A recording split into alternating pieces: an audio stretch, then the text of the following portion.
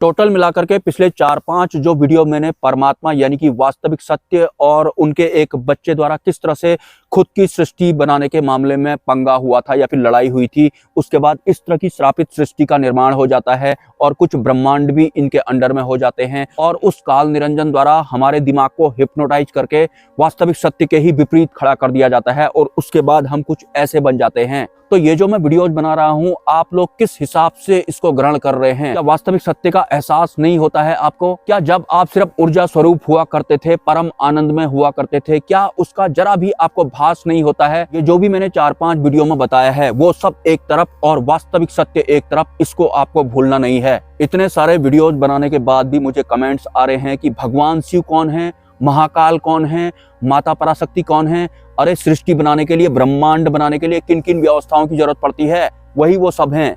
और सृष्टि कैसे बनाई जाती है, ये ब्रह्मांड कैसे बनाए जाते हैं, ये काल निरंजन परमात्मा को देख देख कर बहुत पहले, अनादि और आदि काल से भी पहले सीख चुका था। क्योंकि जब काल खुद काल अतीत हुआ करता था तो वो भी परमात्मा का बच्चा था और हम भी उस वक्त परमात्मा के बच्चे हुआ करते थे। हालांकि हम आज भी परमात्मा के बच्चे हैं, लेकिन हमारा कुछ इस तरह से गेम बना दिया गया है। अभी भी बहुत सारे लोग ज्ञान इकट्ठा करने में लगे हुए हैं। आपके गुरु कौन हैं? आपको ये सब कैसे पता लगा? क्या आप वेस्टर्न वाली स्पिरिचुअलिटी को मेल्ट करके ये सब बोल रहे हैं? आप क्या कर रहे हैं? ये सब कैसे हो सकता है?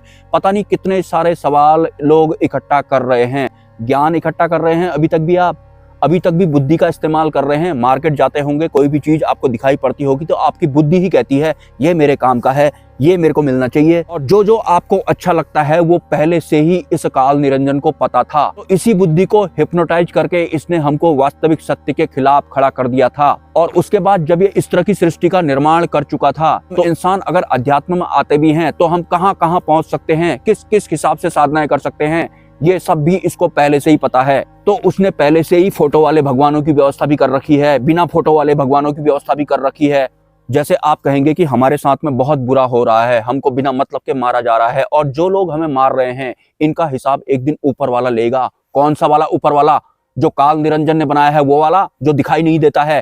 काल निरंजन हर जगह एक्टिव है, ये खाली स्थान में भी और ये भरे स्थान में भी, हमारे अंदर भी, हमारे बाहर भी। जो भी लोग ऐसा कहते हैं कि एक दिन ऊपर वाला हिसाब करेगा, मतलब ऊपर वाला कोई और हमारी वाली ये सृष्टि कोई और, इंटरनली इसी तरह की तो है ना कुछ, भले ही माने आप या ना माने, मतलब तुम इसी वाली श्रापित सृष्टि में भी रहो और यहीं से बड़बड़ाते रहो कि ऊपर वाला हिसाब करेगा। वो ऊपर वाला जो बनाया गया है वो भी इसी का है। कुछ कुछ दिखाई देते हैं और कुछ कुछ नहीं दिखाई देते हैं, लेकिन सबके सब ये श्रापित वाले ब्रह्मांड के अंडर में ही है। और इसको इन्होंने आदि और अनादि नाम दे दिया। ये आदि और अनादि वाला सिस्टम के बीच में हम झूल रहे हैं। इसके बाहर वास्तविक सत्य है, इस रेडियस के बाहर वास्तविक सत्य ही सत्य है। वास्तविक सत्य की शुरुआत होती है इस आदि और अनादि वाले सिस्टम के बाहर। तो पहले से ही प्री प्लान्ड करके हमारे इस शरीर को इतना कमजोर बनाया गया है कि हम ऊपर ज्यादा जा ही ना पाए, बस देखें और आइडिया लगाएं, दिमाग का इस्तेमाल करें कि पता नहीं वो तारा ग्रह है, पता नहीं वो क्या होगा, खाली होगा, कोई रहता होगा वहां या नहीं रहता होगा। तो फिर ऊपर आसमान में जो भी ग्रह तारे हमें दिखाई पड़ रहे हैं, जहां हम पहुंच ही नहीं सकते हैं क्योंकि हमको कमजोर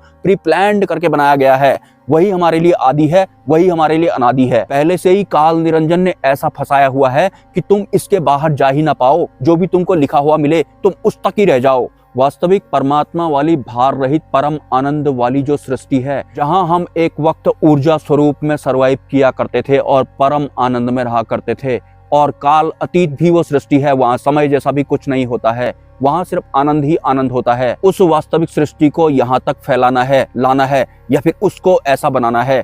वहां कुछ भी नहीं है, जैसे आप ऊपर चांद वगैरह में जाते होंगे तो कोई होता ही नहीं है वहां, लेकिन वास्तव में वहां सिर्फ और सिर्फ एनर्जी वाली बॉडीज सर्वाइव करती हैं। लेकिन ये जो चांद है ना, ये भी उस वास्तविक वाली सृष्टि का हिस्सा नहीं है, ये भी श्रापित वाली सृष्टि का ही हिस्सा है। जो जो आपको आंखों से दिखाई पड़ रहा है वहां तक इस श्रापित सृष्टि का रेडियस है। या फिर जहां तक बुद्धि का इस्तेमाल करके आपको थोड़ा बहुत समझ में आ रहा है या फिर कंफ्यूज होने के बाद भी आप एडजस्ट कर रहे हैं, एडजस्ट ही करने वाली सृष्टि है ये। एडजस्ट करके ही जीना है। पता कुछ है नहीं, दुख हो रहा है तो कह रहे हैं कि ऊपर वाला एक दिन हिसाब करेगा। अरे कौन सा ऊपर वाला? वो जो नहीं दिखाई पड़ता है। पहले से ही काल निरंजन ने दिखाई देने वाले और ना दिखाई देने वाले दोनों तरह के भगवानों की व्यवस्था की हुई है। इसलिए कहता हूं कि अंतरिम जागृति बहुत ज्यादा जरूरी है। जो ये नहीं दिखाई देता है इन पर भी भरोसा नहीं करना है, ये भी किसी और की वजह से टिके हुए होते हैं।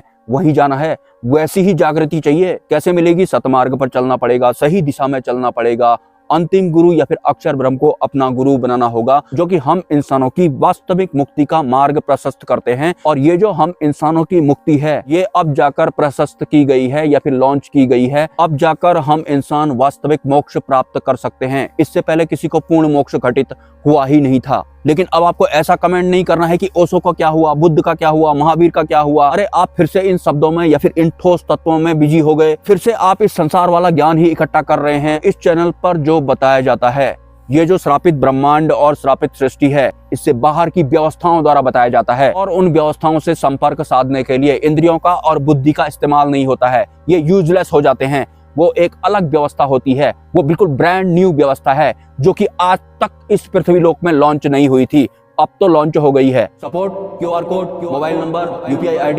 नमस्कार।